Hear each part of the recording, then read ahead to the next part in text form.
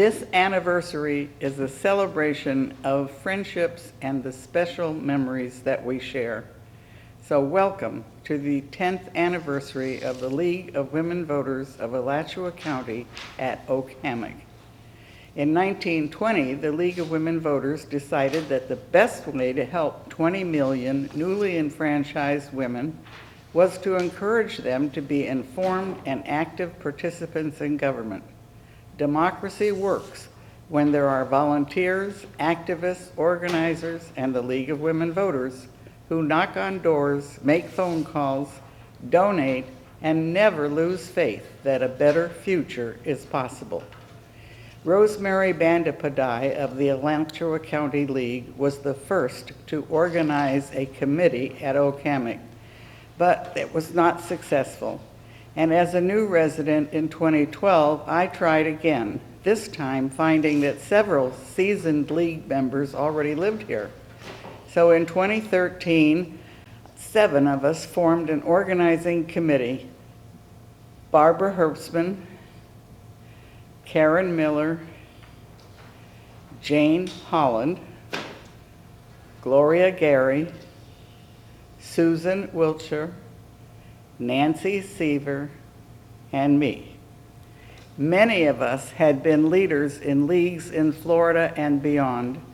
We were delighted to have the support and encouragement of Kathy Kidder as we created this new unit at Oak Hammock.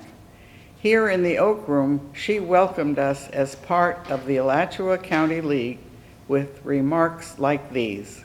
Thank you, June, and thank you all for coming. And especially, I'd like to thank June for organizing or at least initiating the organization of a group here, because we have had loyal members here, and we know that many are arriving from other places with experience, and we're just delighted to have them, you as an active part of our Alachua County League. 93 years old. We were founded in 1920 by Carrie Chapman Catt. Ms. Catt was the leader of the women's suffrage movement after 1900. I am Carrie Chapman Catt. I was born in Wisconsin, but moved to Iowa when I was 7. I grew up there and was the only woman to graduate from the Iowa State Agricultural College. During the campaign for the 19th Amendment, I devised a winning plan which coordinated the state suffrage campaigns with the drive for the constitutional amendment. I founded the League of Women Voters to educate women on political issues and served as its honorary president for many years. And she and other leaders, after the 19th Amendment was passed in 1920, realized that women would need some guidance in voting, but more than that, they would also need to learn how to become active in influencing government and in the democratic process. Our league was founded in 1947, and we have 225 members currently, which makes us the 3rd largest league in the state after Orange County and Miami-Dade. Voter service is still our central mission, and we continue to believe that honest and respectful sharing of ideas is very important in a democratic society. It's central. We therefore sponsor candidate forums, which are pretty much one of the things the League is most known for. For the past 10 years, candidates forums have been a central focus of our programming at Oak Hammock as well. And the dynamic duo of Barbara Herbstman and Karen Miller made them a success. For example, in 2016, we heard from 11 candidates for local offices. It was a long program because politicians love to talk, but we did learn a lot. Our 2018 forum included candidates for the United States House of Representatives and the Florida State Senate. So I am Yvonne Hayes Henson. You may remember me as Yvonne Henson Rawls. I am a former city commissioner. Thank you. I'm Tom Wells. I'm running for U.S. Congress as well. I'm Dr. Alicia Magruder, and I'm a candidate for Florida State Senate District 8. Yeah, hi, my name is Kaiser Inneking, and I love being at Oak Hammock because it reminds me of when my folks were here, and many of you know them. A spirited discussion was held at the Candidates Forum in 2018 with 2 candidates running for City Commission. And informational programs at all times of the year. We're especially known for our information on the notorious Florida constitutional amendments. In June of 2017, we had a fascinating presentation by Professor Mary Adkins on just that topic, the State Constitutional Convention. We are here at the beginning of a momentous time in Florida. It happens every 20 years, and that is Florida's periodic Constitution Revision Commission. I could make a long story long, but I think I'll just say, if you really want to know the details, maybe you could read the book. But things can go ahead. I will say, for those of you who have been here to my other talks, there were many attempts to overhaul that old Constitution. And they kept failing. And the reason they kept failing was that the only way you could change the Constitution was for the legislature to change the Constitution. Some of you may have been aware of our Be Ready to Vote campaign, which was done statewide. We were encouraging people to update their registration, addresses, signatures. In May of 2018, we had 2 speakers discuss the rules and regulations for voting in Alachua County. So those are the 2 big ones. The primary, those will also include your school board races and your judicial races. So we have 2 circuit judge race, or 1 circuit judge race in Alachua County and 1 county judge race that are contested and will be on the primary ballot. And then we have 3 school board races that will also be on the primary ballot. And those are nonpartisan, but they do appear in August. And then in November, I'll get into it, we have all sorts of good stuff on the ballot as well. Important that people begin researching. I know the League of Women Voters puts out a voter guide for the amendments that they explain what a yes means, what a no means, but we're getting to a point where we know what's going to be on the ballot, so I recommend that everybody begins doing that research and begin encouraging your friends and family to do the same thing. Doesn't matter how you vote, just vote. Make sure you vote. So vote by mail. You don't ever have to see anyone. You don't have to, communicate with anyone. You vote in the privacy of your home. You put that in the mail, and you can track it, and you're done. And you've exercised your right to vote. I find a lot of times when I go out and speak to young people, that's the first thing they say. I don't want to stand in line. I don't want to, I don't want to have to deal with anyone. I say, you don't have to. But you do need to exercise your right. But I always remind them that it came with a price. It came with a... In addition to the many programs designed to inform us about issues that are essential to a well-functioning democracy, we took time out for fun. In 2016, all of us remember that election year. Our program, titled Political Follies, featured the world-famous Oak Hammock Quartet, +1, and a poster parade by some wise and witty women. Oh, we've got a lovely bunch of candidates. There they are, standing in a row. Big ones, small ones, some have very big heads. Give a look, you might find a crook, and some might read a book. Oh, we've got a lovely bunch of candidates. Everyone you choose will make a pitch. There stands me choice. Just listen to that voice. Just vote your choice and then we'll all be rich. We'll all be rich.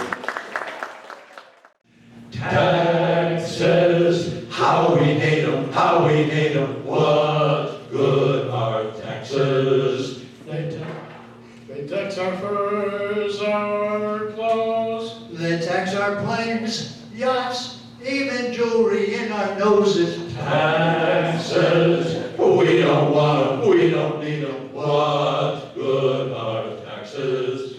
I give the world to know just how far down we can make our taxes go. Taxes, how we hate them, how we hate them. This much you must know. We'd have more cash to buy and to save if we could keep our taxes.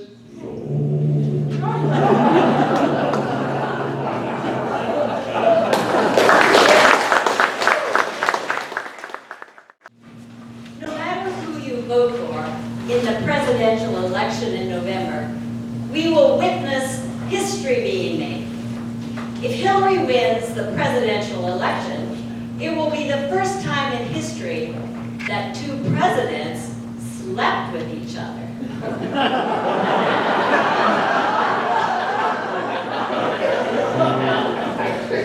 If Donald wins the presidential election, it will be the first time in history that a billionaire moves into public housing vacated by a black family. She was a senator from New York, but she's from Arkansas. Grew up in the land of Lincoln, attended a school of law, became a secretary, the Secretary of State, and now she's running for president. A woman, ain't that great?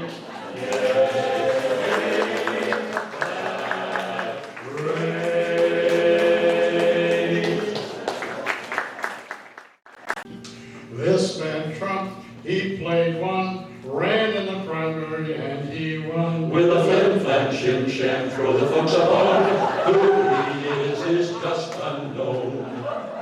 This man Trump, he played two, left his party black and blue. With a flim flam shim sham, throw the folks a bone. What he is just unknown. This man Trump, he played three. People thought that all was free. With a flim flam shim sham, throw the folks a bone. What he is still unknown.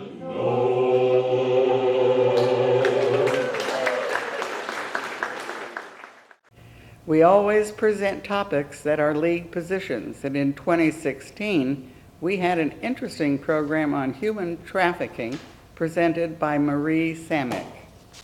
The following year, League member Diane D'Imperio helped us better understand the workings of the Electoral College. And now, Diane is leading the campaign for the national popular vote. Just before the COVID shutdown in 2020, we celebrated the 100th anniversary of the passage of the 19th Amendment to the United States Constitution. Here is Barbara Herbstman, me, and the merry band of suffragettes who reminded us of our history as members of the League of Women Voters. We are here this evening to commemorate the 100th anniversary of the passage of the 19th Amendment to the United States Constitution, as well as the 100th anniversary of the establishment of the League of Women Voters. On February 14, 1919, the Senate and House passed the 19th Amendment, known as the Suffrage Amendment. This is the day we celebrate tonight. In her address to the National American Women's Suffrage Association, President Carrie Chapman Catt proposed the creation of a League of Women Voters to finish the fight, and the two suffrage groups merged to become the League of Women Voters. We can begin by looking back at conditions in our country in the late 18th and early 19th centuries. Women had their traditional roles in a fairly new country, and slavery was part of that emerging society. Many people were opposed to slavery, including some of the founders of the women's suffrage movement. I am Lucretia Mott. I was raised as a Quaker, believing that all people are created equal. I fought all my life for social and political reform on behalf of women, blacks, and other marginalized groups. I'm Elizabeth Cady Stanton. My father was a slave owner, an attorney, and a congressman. I was exposed to the study of law at an early age, which was a male domain. When I graduated the academy I attended, women were not allowed to attend college, and so I had to go to a female seminary, which I detested, and left. I was married in 1840, but I insisted that the word obey be dropped from my wedding vows. I am Lucy Burns. I was born in New York and graduated from Vassar College. I did graduate work at Yale, at the universities of Bonn and Berlin in Germany, and at Oxford University in England. I am Alice Paul. I was born in New Jersey and received a bachelor's degree from Swarthmore College, a master's degree from Columbia University, and a PhD degree from the University of Pennsylvania, and a law degree from American University.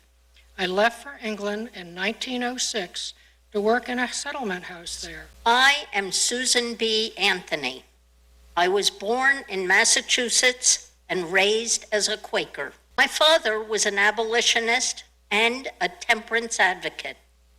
When I was 17, I was to a Quaker boarding school, which I hated, but left after one term because my family was financially ruined by the Panic of 1837. In 2022, we were finally able to gather in person to enjoy a lecture from the ever-popular historian, Barbara Overlander. The topic tonight is why vote? And the answer is your vote matters, and I'm going to prove that to you. One vote can decide an election. Let us think of the election of 1800. The Electoral College worked very differently then, and Thomas Jefferson and Aaron Burr were tied. The election had to go to the House of Representatives, and they voted, and they voted, and they voted, and they voted. And finally, Jefferson was chosen president by one vote. In 1846, James Polk was able to declare war on Mexico by one vote. In 1850, California and Oregon were admitted as states into the Union by one vote. 1868, the impeachment of Andrew Johnson, not convicted by one vote. In 1920, as many of you know, it was a single vote in the Tennessee legislature that provided for the final ratification of the 19th Amendment, giving women the right to vote. Your vote counts. It is your voice, your power. Don't neglect it. A month later, Professor Joe Little, a friend of Oak Hammock at the UF Law School, led a discussion of the proposed amendments to the Florida Constitution. The first three things here are proposed amendments to the Florida Constitution. As you all know, a constitution is in fact a binding prescription on the government of the state. Question the other way. Given that we have these other mechanisms for amending the Constitution, and given that amending constitutions should not be something that you're doing willy-nilly constantly, it's something that you think thoughtfully about and look at basic things, why do we even need this commission? In a sense, I think you can think about the state constitution in this way.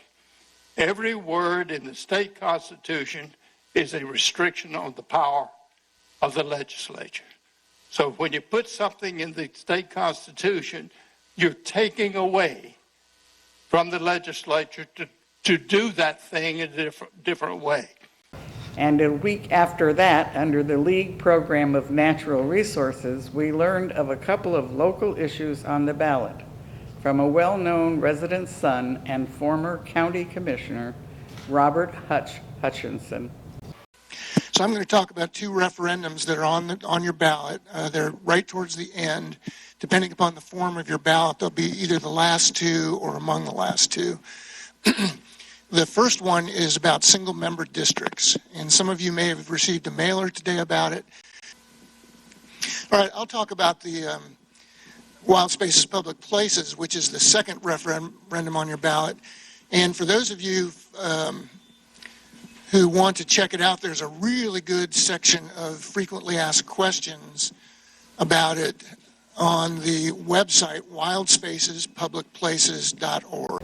As we move toward the end of this video, we remind you that in our 10 years, we have presented a variety of programs from the first informational meeting in 2013 to the program just last month that helped clarify the policies and issues of concerning book banning.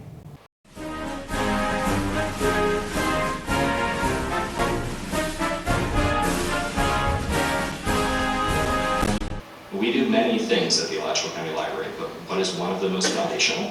As our policy says, to provide a resource where people can examine many points of view and make informed decisions is one of the essential purposes of the public library in America. There is also a section regarding what we call the reconsideration of materials. This is the portion of our policy that describes the parameters and the steps the library will take when an Alachua County resident registers a concern about something in our collection. So when a resident wants to register a concern about an item within our collection, we typically would actually try to engage in a dialogue with that library user. We found that in these circumstances, it may often be that someone is surprised by the content of something they checked out from our library, and they want to express frustration or disappointment about what they've encountered. We hope to use that interaction as a way to listen and take seriously the concern expressed by the library user, as well as to help that user in finding materials appropriate for them and their family. In recent years, we've actually had relatively few challenges. So far for 2023, we actually haven't received any. As usual, that presentation was followed by questions and answers like this.